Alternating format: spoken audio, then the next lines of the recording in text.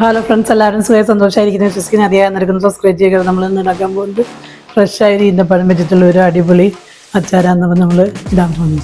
നല്ല ഫ്രഷായിട്ട് നമുക്ക് കിട്ടിയിട്ടുണ്ട്. അപ്പോൾ നമ്മൾ ചെറിയ കഷ്ണങ്ങളൊക്കെ അരിഞ്ഞ് ഒരു അച്ചാറിടാന്ന്. അപ്പോൾ നിങ്ങളെല്ലാവരും വീട്ടിലും ഈന്തപ്പഴത്തിൻ്റെ ഇതൊക്കെ നമ്മൾ ചെറുതാക്കി അരിഞ്ഞ് വെച്ചിട്ടുണ്ട്. വെള്ളമൊക്കെ പറഞ്ഞിട്ട് കുറച്ചിട്ട് ശേഷം ചെയ്ത് ഒരു പാൻ വെച്ചിട്ട് അതിലേക്ക് കുറച്ച് നല്ലെണ്ണ ചേർത്ത് കൊടുക്കുക. ഒരു പാത്രത്തിലേക്ക് നല്ലെണ്ണ ചേർത്ത് കൊടുക്കുക. ഇനി അതിലേക്ക് ആവശ്യത്തിന് കടുക് പൊടിച്ചെടുക്കുക.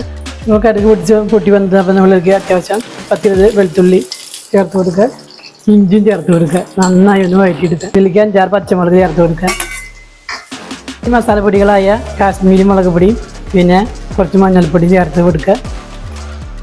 ഉലുവപ്പൊടി ഒരു 1.5 സ്പൂൺ ചേർത്ത് കൊടുക്കുക. കായപ്പൊടി 1.5 സ്പൂൺ ചേർത്ത് കൊടുക്കുക. ഇതിലേക്ക് നമ്മൾ വിനീഗർ ചേർത്ത് കൊടുക്കുക. ആവശ്യത്തിന് ചൂടുവെള്ളം കൂടി കുറച്ച് ചേർത്ത് നന്നായി ഒന്ന് തിളപ്പിച്ച് കൊടുക്കുക. കുറച്ച് ശർക്കര മധുരത്തിന് ചേർത്ത് കൊടുക്കുക.